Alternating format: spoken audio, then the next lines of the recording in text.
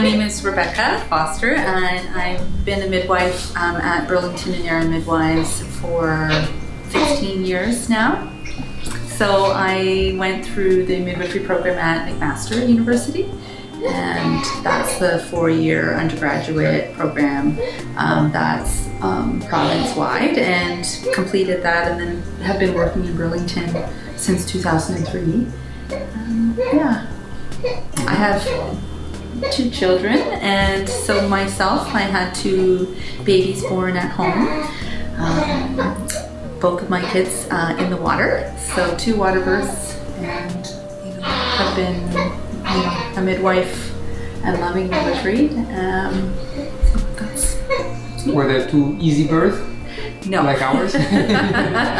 Well, no, my first birth was 12 hours, so there was some working through the different phases, and I used the hypnobirthing program to help me get through labor, and I just became like every woman in labor. I wasn't the midwife anymore, I was just the woman in labor, and going through the stages, and I had midwives assist me for my birth. So a lot of women ask me, well, when you're a midwife, can you deliver your own baby? Well, probably. No. So I had support from my colleagues, and that was really special, being in that role as the woman, and then seeing the impact that midwives had on me for my own delivery. I think you can also connect much better with your client nowadays because of that experience. So having babies helped to, maybe feel some of this, even more compassion for some of the discomforts of pregnancy and the, just the long window of waiting that happens, trying to get into labor. And then just being in that, vulnerable position in labor where, you're listening, you're looking into your care provider for that positive reassurance that what you're doing is working, and that you're moving in the right direction, and that you feel that connection of trust, and you're trusting your midwives with your and your baby's lives, and trusting their expertise. So that relationship did develop me as a care provider, definitely. But so it was, not an easy, to answer your question, it wasn't an easy birth per se, but it, everything went well, and that's my turn. Okay. So, hi, my name's Annita, Damsma-Young. I've been a midwife since the 90s. I started out in Alberta. Well, actually, I guess I started in Hamilton at McMaster as a nursing student. And then I went out west to sort of explore. I became a midwife out there and attended only home births in the 1990s because midwifery was not yet regulated in that province, and it was just starting to be regulated here. I moved back to Ontario in '99 and rewrote the exams and became registered in Ontario. I worked in downtown Hamilton for 7 years or so, and then I've been here in Burlington since 2007.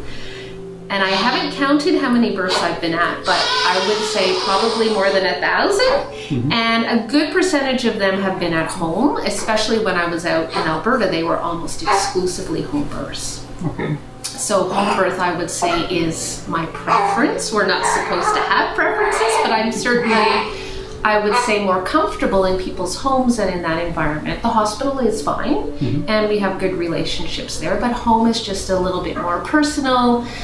We feel a little bit more free, I think, and I think our clients feel more free, and I think that's really where the epitome of midwifery care happens, when we're more autonomous. Yeah. When you talk about, you mentioned about not being regulated in midwifery, what do you mean exactly?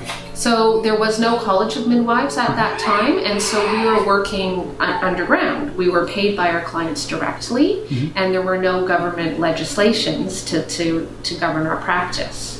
So we were essentially working illegally outside of the law. What about in that case about insurance and things?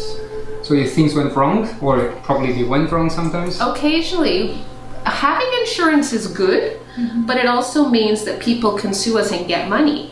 If you have no insurance and you have not a lot of money, it's unlikely that people would sue you because I couldn't give them anything. so I didn't really worry about it. All right. It was just a different time. Any interesting memory about, concerning problems? Oh, I did a lot of crazy things out there. And we also had a much larger catchment area. So I worked in Edmonton, which is a large city, but we went often several hours out. So usually the two midwives would go out together. Now we usually have the primary midwife go and assess the woman and then call the backup. Okay. When we were working at distance, often the two went out together. Yeah. But we also had a much lower caseload.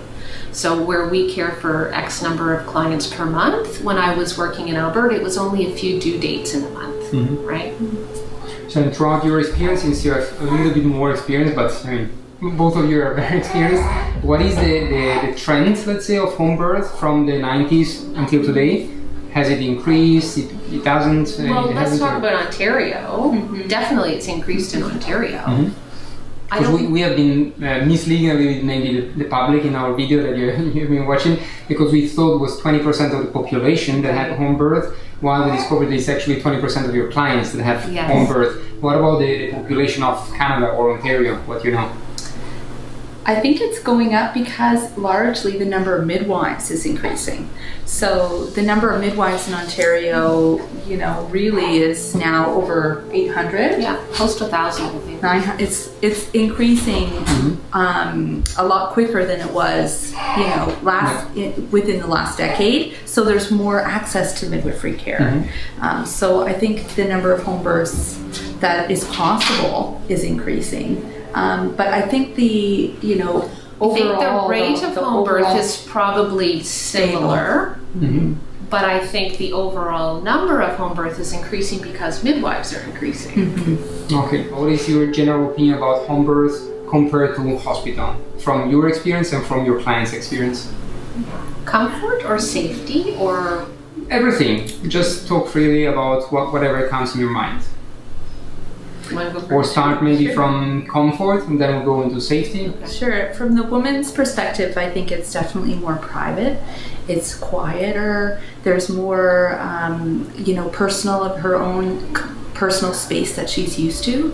So if you're going through something physically where if you've got a cold or a flu, and the first place you'd like to be is in your own environment. That's usually where you're more relaxed, where you're able to just be yourself, let things happen. So the body takes over in a way that's a bit different in a home setting, I think. So labor unfolds in a little bit more of a natural way. Things progress in a little bit more of a way that the body is able to kind of go into labor and go through the phases on its own in a more easier transition. I find women have more flexibility about who's in the environment when they're at home, so they can determine if they want friends or family or who they want in their environment versus a hospital setting where often it may be staff coming and going and they may not have as much control. So they have control over their environment also in ways that are music, lighting, whatever those comforts may be. They can eat whatever foods they want, make their own tea. Use your own bathroom. Use your own tub and shower. If you need a certain food that you're craving, it's in the fridge, you just go and get it. It's less clinical in a lot of ways where you're not looking at birthing equipment, you're not looking at listening to monitors beeping in the other rooms, listening to overhead pages from the hospital. You're in your own cocoon and no one knows what's happening. In my labor, I liked the idea that my neighbors didn't know what was happening. It was just my own personal, presence and space that I felt free to do whatever I wanted in. And I could, undress, I could walk around, I could just be myself, and I didn't have to worry about, who was watching or coming in. And that made the process easier, I think. Sure. And it's also from a midwifery perspective, from our job, it's very different doing a hospital birth and a home birth. A home birth is, from a paperwork perspective, we've got our own special, hospital records that we use. We have our own home birth records. So the documenting is, we're able to spend more time with women because there's less physical documenting that we have to do, which is really nice. When you make a home birth, there's less. Okay. Yes. So we're not having to do a separate chart for baby and one for mom. We're doing our one complete chart. And why is that? Is because of the regulamentations that we have in Ontario? I think it's just hospital protocols. There's a lot of duplicates, so you're writing down on, there's so many records for each department, and there's, if there's more interventions, so if you're using medications which you're not using at home, there's more documenting involved, obviously, like if you've got an IV, if you're using oxytocin, if you're using some of those things, there's a whole network of paperwork involved. But at home, when you're at home, you're committing to a natural birth. So in our practice, we're not using oxytocin, or there's no epidurals, there's no pain medication, so it's less complicated. The monitoring is just what we would do for a normal healthy birth is a lot free. It's a lot less, restrictive. Every 4 hours versus in the hospital every 30 minutes. You're doing a lot more assessments. So it's less paperwork, more more comfortable setting to work in. It's less formal. Yes. Right. Yes. Each birth has its own. Not personality. Each birth has its own story, but I think I remember home births better or differently. I remember the little things. You remember about how you felt in the space. You remember if it was hot in the house, or what season it might have been, or where the other kids were, right? If the other kids are in the house, you remember different details. I think it's more, personalized, while in the hospital it's pretty much everything, I wouldn't say the same, but it's more standardized, sure. And about comfort, I think we said pretty much everything. Now I'm sure that what comes in the mind immediately of most of the people watching, if they're not already towards home birth, is safety. Like when you talk about no oxytocin, no epidural, and monitoring much less or in a different way from the hospital. So people, they may ask, but it's less safe. And as I had a comment, for example, on one of our posts we put actually on the Facebook group, is that somebody said that it's just luck when a home birth is successful. So what would you answer to that question? I have my own answer and I did post it, but what would the professional answer from your side be? So one thing I say is that a home birth with a midwife is a much different thing than having a home birth by accident, or say a younger mom who doesn't have the support or the knowledge, right? So our clients should be low risk. We always say to have a home birth, you need to have a normal pregnancy, a head down baby, and be full term. So those are very basic criteria. And then when we come to your birth, we are monitoring. It may not be as overt as in hospital, but we're checking the baby's heart rate. We do bring oxytocin, but it's not to increase the labor, it's to address bleeding or hemorrhaging after the birth. And how often do you use it? 50% of the time. It can be a good preventative. We don't want to go into hospital if we don't need to. So we use it as a preventative measure if the labor's been long, or if it's really fast labor. So there's certain standards that we would have it ready and use it as a preventative. That's my phone. I agree. I think that having the screening process, so what makes home birth safe is the fact that you've got a group of women that have been screened during their pregnancy to be low risk and healthy. So they're having regular prenatal visits, they've had their ultrasound, we know the baby's anatomy is normal. We're not expecting a big surprise. We're seeing over time in the last month, seeing them weekly to make sure the baby's head down, to make sure growth has been appropriate. So these women, their blood pressures are normal. They're kind of a special, you need to tick off all the boxes before you're eligible to be at home. And that group of women falls into the category of low risk, where we're really the number of sudden adverse events is going to be very small. And even when we walk into the door of a home birth, the first thing we're doing is, assessing mom and baby again, making sure head down. I mean, we're checking dilation. So we're doing all the criteria that makes birth healthy. We're ensuring that process is kind of unfolding at home in a safe way for women. And when you look at the research of home birth and safety, really the data that is out there is confounded because home birth safety is a big hot topic. But when you actually look at all the births that have been published, home births, and you take away those births where there was not a licensed registered midwife in attendance, and a lot of data combined unattended home birth and grouped it in as a home birth. So the data, some of those outcomes that are negative are usually associated with births that have no one in attendance, where the woman intended to go to the hospital but had her baby at home by herself. When you just look at births where home births where midwives are in attendance, our outcomes are actually better than what you'll see in a hospital setting. Less risk of interventions. Right. So we have less use of episiotomies, less use of oxytocin to induce or augment labor, increased vaginal births, lower cesarean section rates, lower rates of vacuum and forceps. And equivalent safety. So what they've looked at is that for that group of women who are low risk, that the interventions are less, but the satisfaction is probably higher and the safety is equivalent. And that's a very important point, I think, because satisfaction definitely, just talking about our personal experience is a completely different thing. We're very satisfied with what we did. But the safety point is very, triggering for many people because they are convinced, and society or the system is convinces us. Especially here, we had a completely different image already, and as we had also in New Zealand and in Australia. But back in Europe, in Switzerland, honestly, we didn't even think about home birth because it's not even given as an option. And the reason behind it is most of the time just safety, because even the gynecologist we had in Switzerland, she didn't even propose it, and as soon as you talk about it, it's like, it's so dangerous to have a baby at home, which, happened probably for I don't know how many thousands of years. Yes. But it's so dangerous that they absolutely deny the possibility of having it.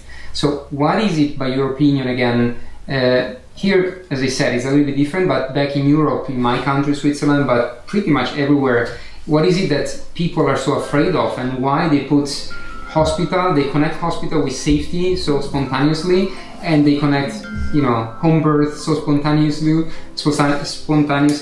something dangerous. I was going to talk about SARS a little bit, and infection. Right. Well, over the decades, we've had a few outbreaks of different infectious diseases. When I was in Hamilton, we had SARS. I can't remember what it stood for. Some kind of respiratory virus, and it was a huge thing. And we had an increase in home births during that time as midwives because the hospitals were seen as places of infection, which they are, right? Exactly. It's places for sick people. Women having babies are not sick, right? And to me, that's the underlying philosophy of home birth, is that a woman having a baby is not ill. She doesn't have any pathology. She doesn't necessarily need any assistance other than support and monitoring of a normal process. So that, to me, is the fundamental thing, is that babies were mostly created at home or whatever. Like, babies were probably made at home, and they should be born at home if that's what people want to do, and it's a completely reasonable thing. Sure. And hospitals are for sick people. Exactly. And having a birth actually in the hospital is sometimes increasing the risk, right?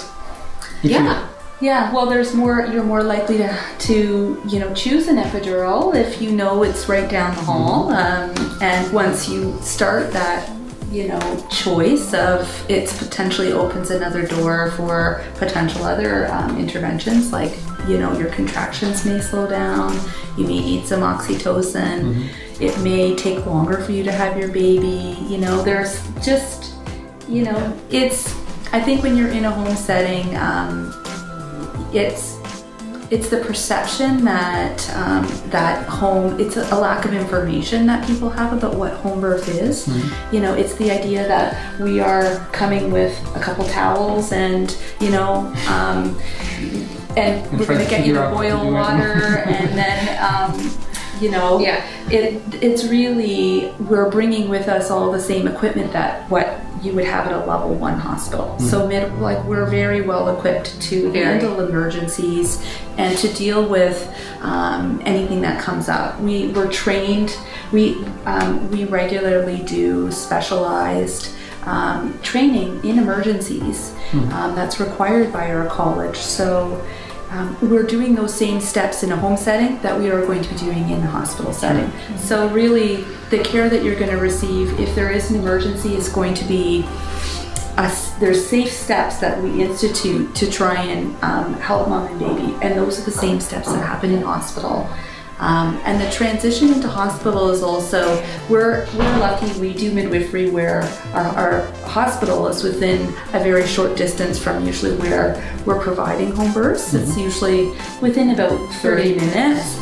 So the transport, if you need to be moved into a hospital setting, you're going in and you're arriving within a 30-minute time frame. And I think what people don't realize when they're in a hospital setting is that your response to see a physician is especially in a community hospital, like we have a level 2 hospital, so the physicians are not always on site, so they do leave the hospital during their shifts, so they have a 30-minute response time to be able to come in and assess. It's pretty much the same as you would take to go to the hospital, right? Right, yes. So the response time is about the same. So while we're transferring in, we're calling in that physician and saying we've got, you know, we're giving them the history and report, and while they're coming in, we're meeting at the same time. So your response time isn't that different as if you were in the hospital. You may have to, there's a, you know, the idea that, you know, there's a physician right around the corner, you know, you usually need to wait a certain amount of time to see. Yeah, I think pretty much everyone has experienced that, even just for a broken finger or whatever, that you may,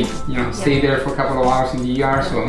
And our job as midwives is to, you know, maintain the situation, and we're doing that hospital or home. So our actions are protective, and we're, you know, trained to recognize abnormalities. So we see, our lenses are more what's normal. So we look at birth as a normal event, but when something is falling outside of that range of normal, I think we're very adept at recognizing something abnormal and acting on it. So we're not taking chances.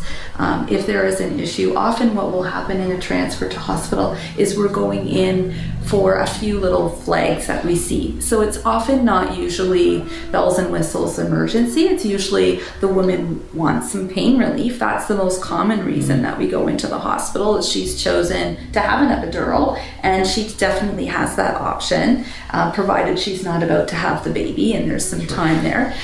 So we move in for pain relief most often. So it's not, most of the time when you're moving in from hospital setting, it's for a non-urgent issue. It's not in an ambulance. It's usually pain relief, as I said, or you're not, you know, we're not seeing the progression. So the cervix isn't dilating. We may need a little bit of help. You know, we've been at home for a while, and we've tried X, Y, and Z, the tub and the position changes, and you know, you're still at a certain dilation that you were before. So that is, you know, a non-urgent. We're moving in and we're consulting with the OBs and getting care in a hospital setting, and you can still have a good birth in a hospital setting. I mean, we do a large number of births in hospital, and so we're not afraid to move into the hospital if it's, you know, if we feel that, you know, there's a need for it. So it's usually a very easy transition going in, I find. And that's one of the differences when I was working in Alberta, was we didn't have the regulations, we didn't have hospital privileges. So for me to transfer a client from a planned home birth into hospital meant that I wouldn't abandon her, but I had no status in the hospital. I didn't have status with the paramedics to call 911 because we were unregulated and outside the system.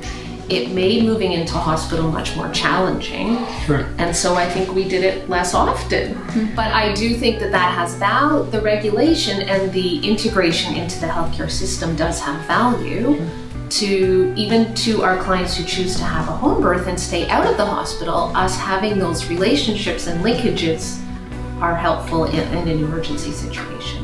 But said all this, why, to me, it's still a little bit confusing, not confusing, but it leaves me with a kind of, not understanding why so few people in this case, so few women that get, they are addressed to the midwives, they come here, they get all this information from you, etc. They still decide to have a birth in the hospital. So why is that?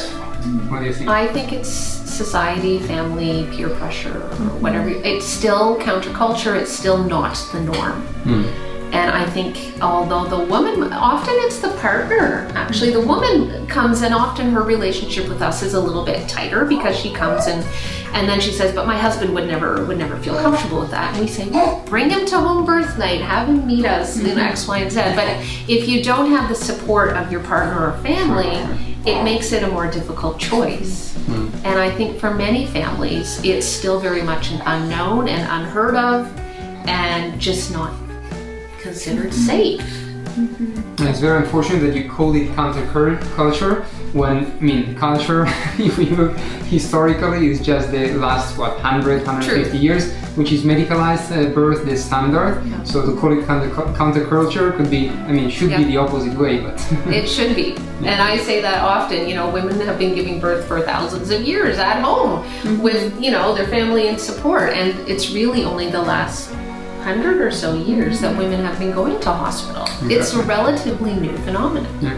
But it's extremely good, the work that big companies did it's to shift the culture, like making it the standard. And so, and what will you answer again to this person that told me about a part of saying that was really luck that we had a successful birth, but she also, and I don't have the stats or whatever to say that before medicalization of the birth there were so many cases of death during the birth of mothers and children. Is it really so true from your, if you have any data? I don't have it at my fingertips. So are you asking if mortality? Mortality. So she was sustaining that mortality. It was so much higher before there were hospitals and before women would go to the hospital as a standard procedure, which I don't believe, but I don't have any data and I didn't look up for it. I think with the, death rates were higher in general. Life expectancy for everyone was lower at the beginning of the century, right? So your, life expectancy was like in the 60s versus what it is now in the 80s. So it's hard to compare. I think the other thing is you can't just look at women dying in childbirth. You need to look at prenatal care, nutrition, health, exercise. You can't just take one factor out and say that's what made the difference. Sure. Women didn't used to have prenatal care and were often having larger numbers of babies. So maybe the women themselves were not as healthy, or there was less known, I think, about pregnancy in general, and in terms of less testing, right? Yeah. There weren't ultrasounds. You didn't know if you had a twin pregnancy or a singleton. There were. It was a different time. Yeah. But I think we're still, though, the women are still dying in childbirth in certain areas of the world. Yeah. So it's still, it's still an issue. Definitely, even in America, the rates are still fairly high, where not everyone has insurance. But I think the other thing is we're living in a time where we don't accept any risk as okay. Often stillbirths are completely unpreventable. There's no cause found. And that kind of thing happens now in 2018. It has happened for years and years, and we don't know why. And I think a lot of people find that very difficult because there's always someone to blame, or there's a reason, or there had to be something done wrong. Sure. And sometimes there's just not. And sometimes it's very unfortunate, but babies die in utero. And I don't think that that's... As they die after birth as well. It's the same as... That statistic I don't think has changed despite everything that we're doing. And I guess that comes down to your beliefs, your very personal philosophies. There is risk in life. There's risk in waking up every day. There's always birth and death. Yeah, some people embrace risk and can live with more uncertainty. And I think midwives are probably in that group. We're always adapting, right? You never really know what your day is going to look like because you could be paged at any time. And so you're always thinking, okay, my day looks like this, but it could change. As it is today, because you were supposed to be 3, right? And sequoias at a birth. Yeah. So I do think that people who are drawn to midwifery, or perhaps even to home birth as families, have a different sense of risk. Yeah, I would call it more awareness from our perspective, but it's because we didn't take, I don't feel, and we don't feel like we did take any risk, honestly, absolutely. I mean, it's not about that, even though I like risk personally, but it's... So maybe it's not about risk so much as your... It's fear, exactly. Yeah. Fear. And that's exactly, I mean, the point where I want to get, also because we touched the thing quite a few times about the epidural, because from the 80% of the women that are coming to you and they decide to deliver in the hospital, how many are actually having the epidural? Epidural? All of them? Less than half. It's pretty Less low. than half. Oh, much less than half. I'd say 20 to 30%. I still think that our clients who seek midwifery care have a different philosophy, I would say, than the general public. So they still seek So I for a think natural even if birth, they choose a hospital birth, I think a hospital birth with a midwife is a slightly different experience than a hospital birth with physicians and nurses. Do you agree? I agree, definitely. Yeah, it's, it's a little bit, midwifery care, it's more specialized a little bit. It's more focused on normal. There's more choice there, so you can choose to have home or hospital, so it's about what the woman's choice is. We have less clients, right, as a midwife per year than an obstetrician would have, and we spend more, so we're able to spend more time with women in terms of educating, talking about, well, what are the effects of choosing this epidural versus not, making different choices. So we are doing more, spending more time building a relationship. And even in labor, we have more time to offer labor support, which is often the difference between a woman choosing an epidural if she feels alone, unsupported, scared, whereas if she has like some of her family members, but also the support from a professional that she knows, that can make a huge difference in terms of her labor experience. Yeah. Because definitely, I think, I'm a man, so I'm not confronted with that, but I think most of the women that they choose epidural is because of fear, right? Fear of going into a pain that they can't support, and so very often, Katya, also you did in the first with April, and the second was at the last moment, if I remember good, because we was very quick. So did you actually get an epidural, or was that too late? I would say I kind of get it. But it was like 10 minutes before delivering, so... The baby been already descending, so it was in the way. But still, I didn't feel that pain. So now, through the experience with Axel, I could say probably it was something. Otherwise, I would feel that pain.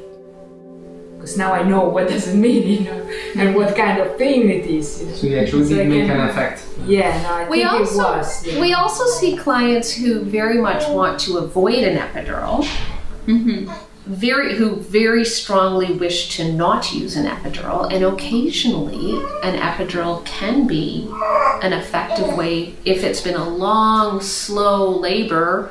There have been times I have recommended an epidural, not very often, but sometimes. But I think the point is that it's not the universal, it's used in specific cases. Sure. But the experience, I think, I know from through her words, that is very different when you have epidural and you don't. And I've been reading also about it, because it's the feelings of your body are completely different, right? So even the child itself can, say encounter problems because of it, but there might be, because the woman doesn't really have the feelings of when to push and how to push, etc., like she would without the epidural, right? So again, it's about, you know, natural birth, which is the woman feeling that pain that is also kind of healing and empowering. That's the most important thing, what I also heard from Katya and from most of the women that had natural birth, that is really empowering. You know that you have been coping with it, and you could, you know, pass through it, and you can also deal with many other things differently throughout the life of your children and yourself. Well, you mentioned hypnobirthing, and I say to clients that hypnobirthing is not just for birth, it's for life. Because your birth is one day out of your life, but breastfeeding and parenting breastfeeding isn't forever, parenting is forever. But those ideas, those techniques last lifelong. So I think that's a really good approach. Can you say 2 words about hypnobirthing? So I think the hypnobirthing is it's a technique that you study during your pregnancy to try and come up with different ways of breathing, of controlling or getting your mind frame in the right setting to get ready for birth. So a lot of it is just being positive, confronting the fears that you have about maybe other people's stories that you've heard, maybe family members that have told you things that have gone awry, all those things sitting in your mind. You're focusing on your own story and creating your own story and removing all those negative associations and being positive and letting your body run its course for labor. So a lot of it is the philosophy of just, you know, letting go, and then in that space, how do you let go? So going through the physical practice of letting your body relax and breathing, and so it's not really, you know, what you think it is in terms of you know, some kind of a hypnosis. It's really just a breathing technique that offers more meditation. Different breathing techniques for different phases of labor, looking at pushing and how that should go. So I found it helpful in my own birth, where the breathing techniques help me get through each phase. Sometimes you feel like you just have to do what works in the moment, and a lot of the time you don't know how your birth is going to go. So you're kind of ready to transition with the hypnobirthing. They kind of let you're relaxed, and you're not thinking about is this normal. You're like, no, this I'm going to be in the moment and let go. And then so the process though of having a natural birth, I feel it's definitely empowering for women, in the sense that, you know, you go through the process of birth, you're rewarded. So the pain and the all the discomfort and the length and the long hours after the birth, you know, usually women who've had a natural birth, their postpartum is a little bit easier, right? So their recovery is quicker, they're going to feel better, they're going to be able to have more time feeling better with their baby, because they're walking up, they're up and moving, they're able to empty their bladder quicker, they're able to, they're less swollen because they haven't had a lot of IV fluids, and you know, if they've usually pushed a little bit less time, because so the whole process may be, you know, a little bit shorter, so they're physically feeling better.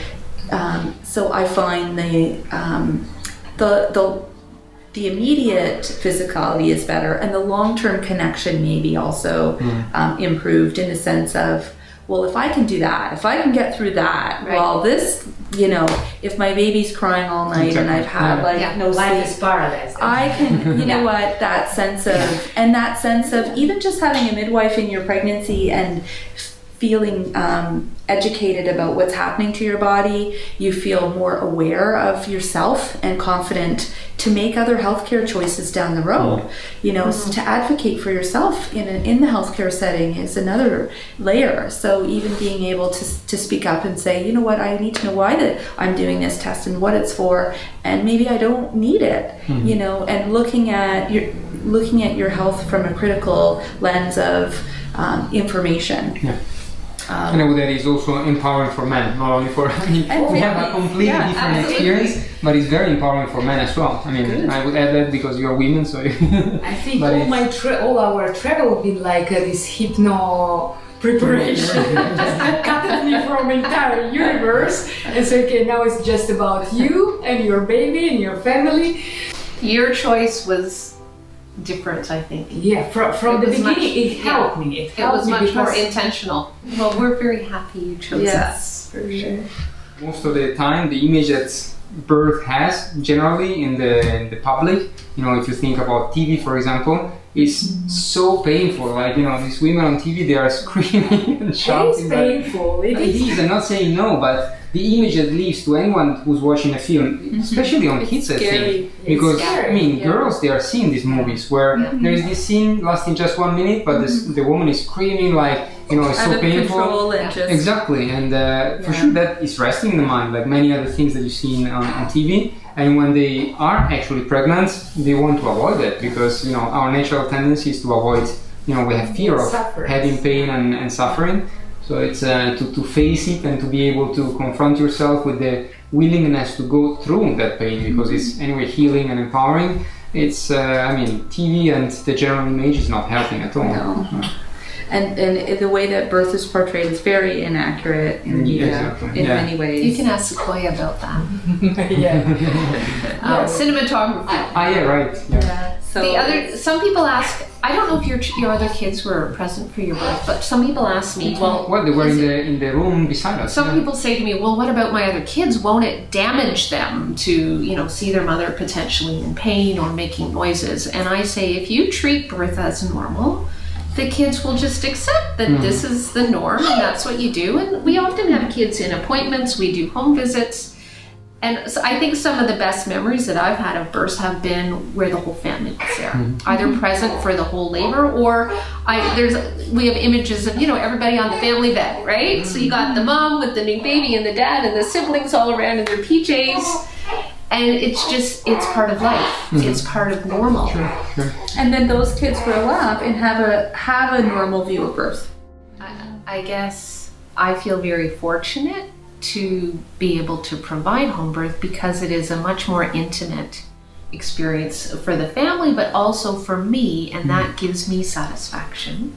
I say the best part of a home birth is when we pack up and we put our equipment in our trunk and I go home and I have left a new baby and a family ensconced in their own surroundings, in their own home, all curled up in their cozy bed. And I just kind of leave and I don't know, it's just the best. I think it's a nice feeling. Like a fairy. You just fly away. And it's a normal day. It's a normal day in their life, and it's one of the most important days in their life, and they can be together in a different way and have and the birth is about them. It's not about us. It's not about us. It's not about who. It's about their experience being what they want. So it's that choice.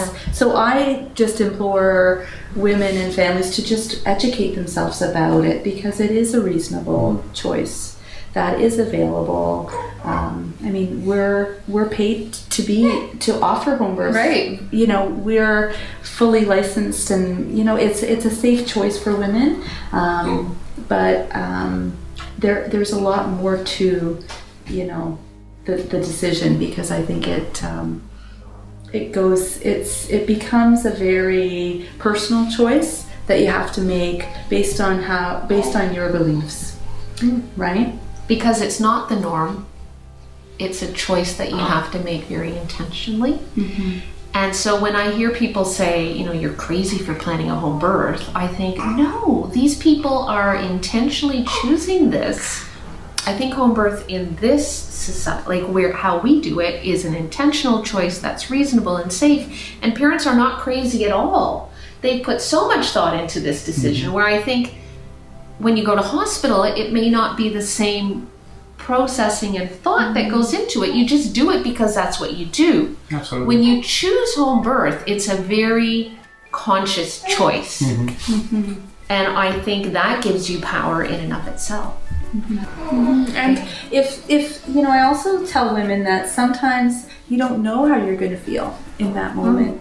And it's not like a hard and fast rule that if you choose a home birth, there can be flexibility, at least, in our model, where if you change your mind, that's okay too. If you decide to, you can, it's not a one or the other, right? Yes. Yeah. It can be a choice that happens where you're even planning hospital, but we do a home assessment and you choose a home birth to stay home because you're doing so well, you're so comfortable at home. Some women choose home, in the middle of a labor when they've never even planned a home birth. So it's nice to. So it's a fluid choice, kind of seeing how things are unfolding sometimes. Sometimes it makes sense to just stay home because, I always say a home birth is always safer than a car birth. We don't want to have the baby in the car. Or a highway birth. Yeah, so sometimes Mother Nature is, unpredictable. Yes. And quick, and birth that's going normally sometimes goes very fast. And well, we approve of it. So, from a safety issue, sometimes even being at home is it's better than the best option. Yes, the best option for everybody. So we're always ready, no matter what, right? Wherever we go, our home birth equipment is ready. So. Great. The picture. Yes, your voice is on. Hello. Here's the result of our happy and natural and lucky, if somebody wants to judge it so, but a very, very good home So it's birth. not luck. Exactly. It's not No, luck. that's not what I think at all. It's a choice that is a very good choice.